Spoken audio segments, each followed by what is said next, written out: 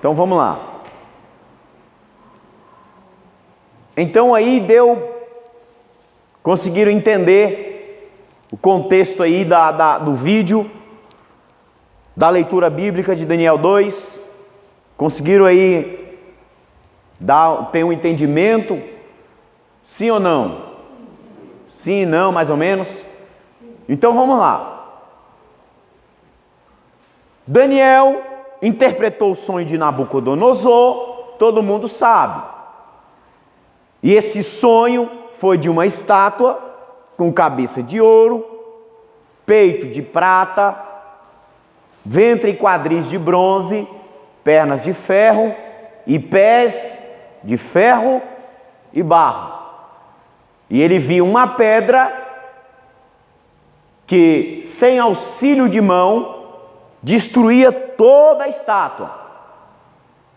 Uma figura explícita da cristologia aqui nessa visão, nesse sonho do rei Nabucodonosor.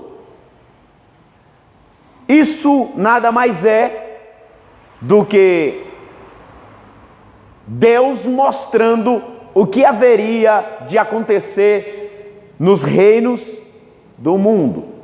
Simples. Então, vamos lá. A cabeça de ouro, passa para a próxima aí, por favor. A cabeça de ouro era o símbolo da Babilônia. A Babilônia representava Nabucodonosor, ok? Representava Nabucodonosor. E Nabucodonosor foi um dos maiores imperadores, um dos maiores reis da história da humanidade. Mas veio os persas, os medos e persas, e subjugaram os assírios, os babilônicos. E é aqui que começa o período interbíblico. Porque no período da Babilônia, nós temos ainda Daniel que está lá, Ezequiel que está lá, Jeremias não estava na Babilônia, mas ele presenciou o cativeiro. Deus ainda falava com o povo. Depois de 70 anos, o povo retorna para Jerusalém, sai da Babilônia, retorna para Jerusalém, quando o império babilônico cai, e os medo-persas, que era outro império, assume ou toma o lugar da Babilônia.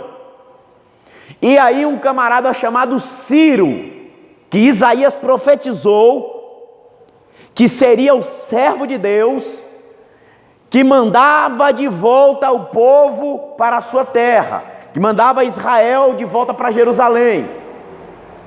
Depois de 70 anos isso aconteceu. E depois que a Babilônia caiu e os medos assumiram, o povo volta para Jerusalém. Aí nós temos aí 3 remessas, 3 voltas. Inclusive foi falado aqui, lá no comecinho, nos livros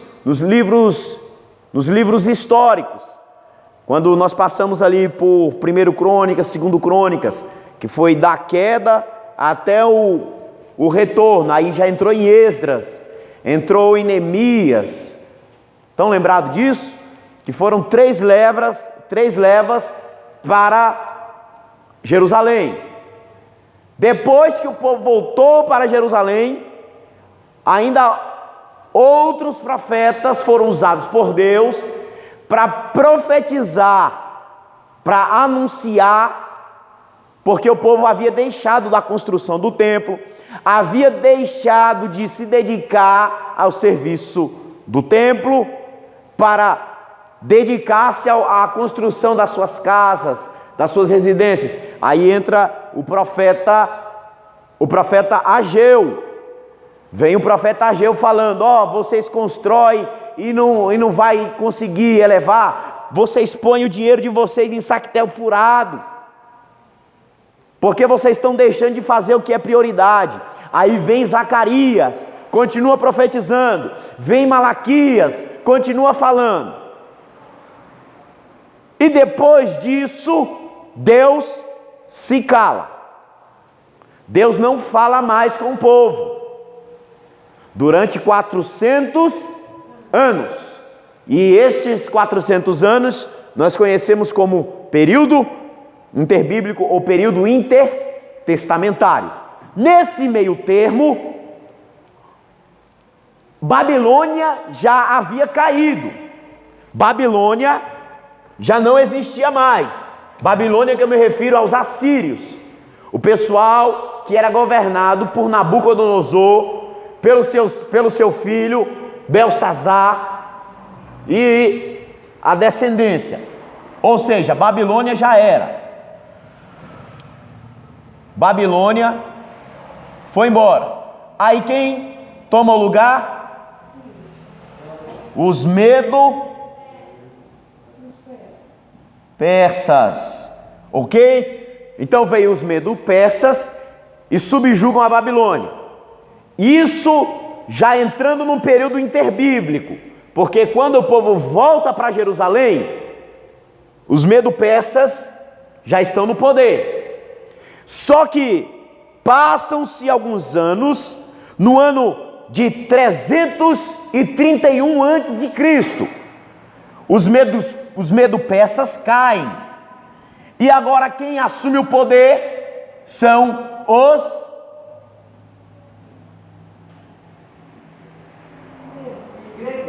os gregos. Um homem chamado, vamos lá? Quem foi que subjugou? 3, 2, 1. Está na apostila. Alexandre o Grande, Alexandre Magno. Ele subjugou os Medo-Persas. O último rei Medo-Persa foi Dário, ou Dario. Ele foi o último rei que foi vencido por Alexandre o Grande. Alexandre o Grande, em 333, ele começou a sua campanha para conquistar. Em 331, ele conquistou todo o reino da terra. Só que depois, com 30 anos de idade, ele morre. 33 anos de idade, ele morre. E com a sua morte, preste atenção nos detalhes que eu estou dando para vocês. Depois nós vamos ver isso na Bíblia. Depois dele ter morrido, 3 anos depois dele assumir o poder, com 33 anos, Alexandre Magno, Alexandre o Grande, morre. E 4 homens, quantos homens? 4. Então vieram os gregos aqui, só que Alexandre morre. Aí depois, 4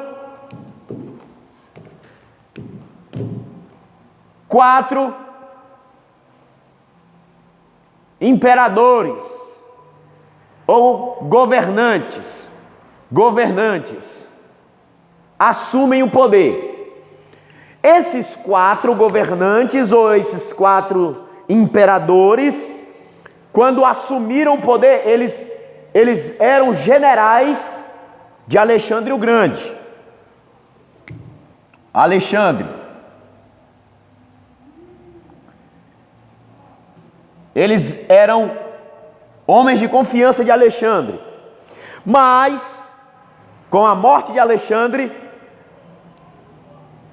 o mundo, o império é dividido em 4 partes. Em 4 partes, em 4 governos. Para quê? Para que o mundo continuasse sendo dominado pelos gregos. Aí surge desses 4 imperadores. Esses 4 imperadores, ó. Cassandro.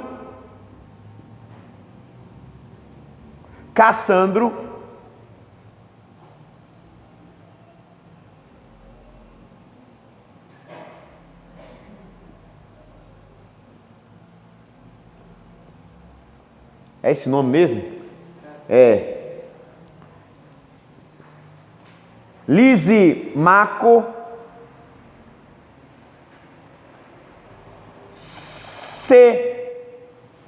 Seleuco e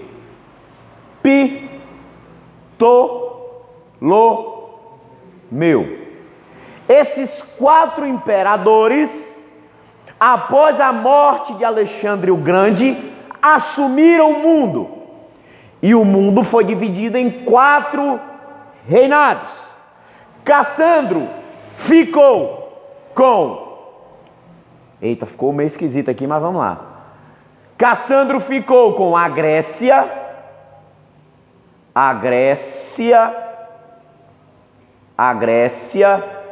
e Macedônia. Cassandro ficou com a Grécia e a Macedônia.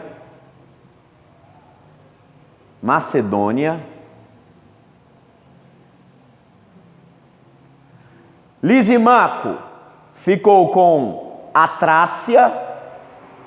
Trácia era uma região, como por exemplo, América do Sul, América do Norte. Foi mais ou menos isso aí. Lisimaco ficou com a Trácia e com a Ásia Menor.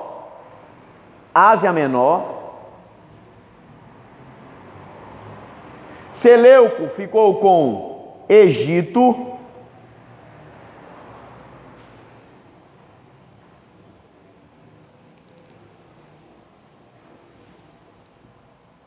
Egito não, Síria e Babilônia. E Ptolomeu, sim, ficou com Egito. Ptolomeu ficou com o Egito e com Israel. Inclusive, essa região de Israel aqui era a região mais disputada na época. Por quê? Essa região aqui, Egito e Israel, era mais ou menos assim, ó. Era aqui, ó, assim, ó. Tava aqui, aí vinha aqui, ó, Israel, aí vinha aqui o Egito. Só que essa parte daqui, ó, essa parte aqui, ó, Israel está aqui, ó. Essa parte aqui é a parte da Trácia e Ásia Menor. Então era uma briga aqui, ó, esses dois aqui, ó. Era uma briga essa região aqui, ó. Aqui, ó, Israel estava no meio. E todo mundo queria essa parte aqui. Todo mundo queria. Essa parte aqui, ó, é chamada de Mesopotâmia. Mesopotâmia significa crescente fértil. Resumindo, por que todo mundo queria essa região aqui? Porque se você plantasse no deserto, você colhia. Imagina isso. Você plantar no deserto e você colhe o que você plantou no deserto. Onde é que no deserto você consegue cultivar alguma coisa? Aqui você consegue cultivar. Não conseguia, consegue até hoje. Até hoje. Por isso que essa região era tão disputada. E até hoje é. Até hoje é, se você ligar o jornal aí, muçulmano quer, católico quer, os cristãos, os judeus, todo mundo quer uma parte aqui, quer beija-flor. Por quê? Pensa numa região abençoada. E por causa de quem? Bendita será todas as famílias, todas as nações da terra. Por causa de quem? Vamos lá, quem está lendo aí? Gênesis 12. Em ti serão abençoados, não, de cabeça. Abraão. Por causa de Abraão. Por causa da promessa de Deus a Abraão. Então por isso que essa aqui é uma região disputadíssima. E nessa época não era diferente. Aí o que aconteceu? Aconteceu que, lembra que eu falei, vamos voltar aqui, recapitulando. Vamos lá, recapitulando. Os medo-persas perderam para os gregos, sob o comando de quem? Alexandre o Grande. 3 anos depois, Alexandre Grande morre e o reino é dividido 4 impérios. Quantos impérios?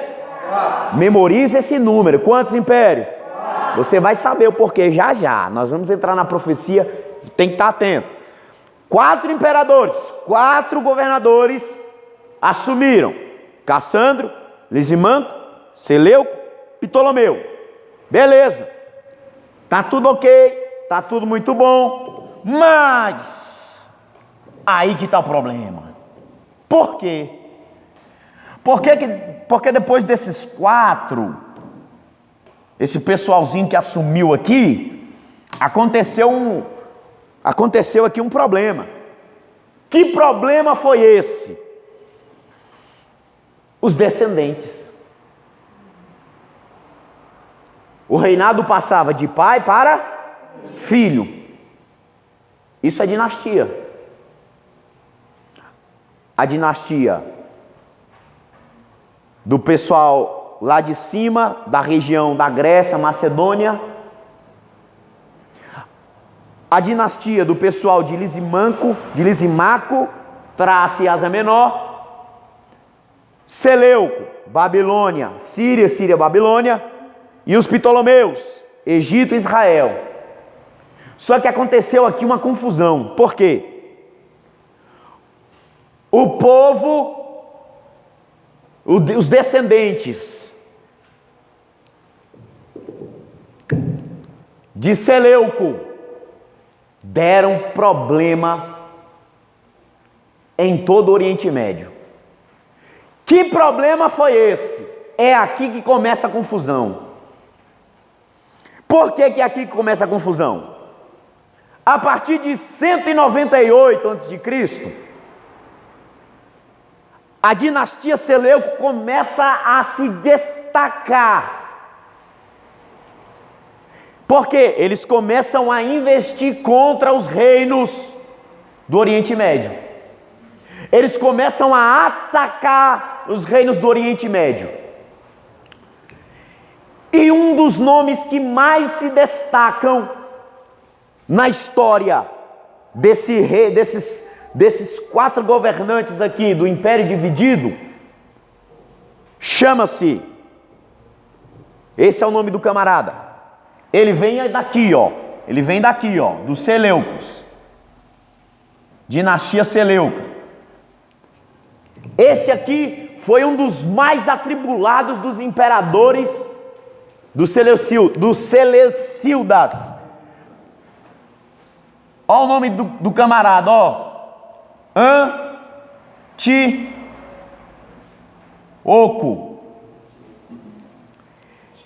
Esse camarada aqui foi atribuladíssimo. Antíoco Antíoco IV. Só que o que ele inventou, a moda dele? Ele mudou o nome dele. Ele não gostava de ser chamado de Antíoco IV. Ele gostava de chamar disso aqui, ó, Antíoco Epifânio. Ele gostava de ser chamado de Antíoco Epifânio. Por que ele gostava de ser chamado de Antíoco Epifânio? Porque esse termo aqui, ó, Antíoco Epifânio, significa Deus manifestado. Ou seja, ele se denominou sendo Deus.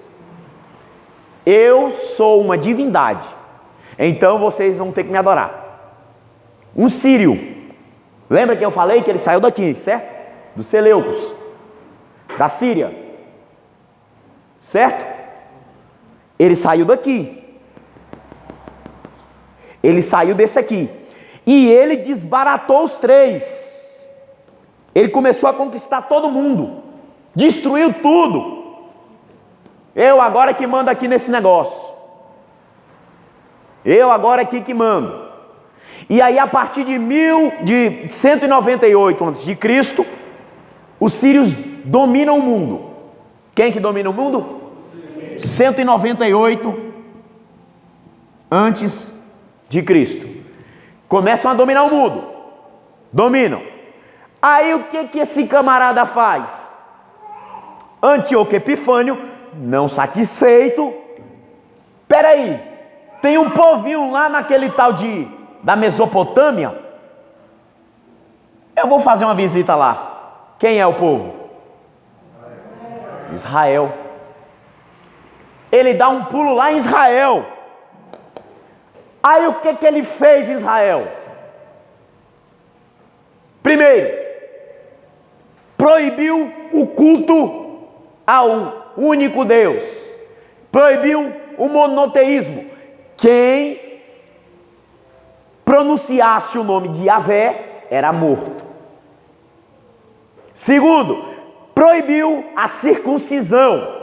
A marca registrada do judeu é a circuncisão. Não, peraí, acaba com a circuncisão. Não vai haver mais circuncisão aqui. Terceiro, queimou tudo que ele viu sobre os escritos. Sobre o Pentateuco, sobre os profetas, sobre os salmos. A Tanakh, lembra da Tanakh que eu falei? Bibliologia, Torá, Nevim, Ketuvins. Lei, escritos e profetas. Lei, profetas e escritos. Queimou tudo. Se encontrasse uma Tanakh, queima. Se alguém fosse pego lendo a Tanakh, mata. O que ele fez? Abria a barriga das grávidas e jogava gato selvagem dentro e costurava de volta. E o gato comia o feto. Não satisfeito, o que ele fez? Ele colocou a estátua de Júpiter dentro do templo de Jerusalém. Sim. Esse negócio de gato aí, aquele pessoal fala das grávidas. Sempre fala das grávidas. Sim, porque Tito, quando invadiu no ano 70 depois de Cristo, ele fez a mesma coisa. Era o estilo de tortura sírio. Ele trouxe esse costume e também fez em Israel no ano 70, quando os muros de Jerusalém foram destruídos. Jerusalém foi saqueado pelos romanos, foi destruído, o povo foi disperso. E foi a dispersão mais longa da história da humanidade de Israel. Eles usaram esse artifício aí. E aí o que acontece? Aconteceu que, depois dele ter feito isso, pegou a imagem de Júpiter. Quem era Júpiter? É o mesmo Zeus, da mitologia grega. Foi só ali uma... Tem um nome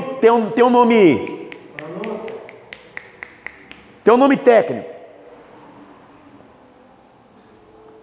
Espera que eu vou lembrar. Rapaz. Vamos lá.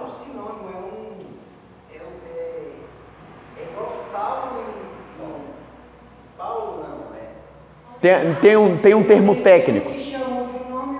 Tem um termo técnico. Hã? Não. Vamos lá. Me ajuda aí, vai. Pronúncia, por exemplo. O termo é troca de linguagem. Mas tem um termo técnico, é um termo técnico. Paz fugiu da mente, estava aqui, ó, saiu. Volta. Lembrei. Isso aqui, ó. Sincretismo.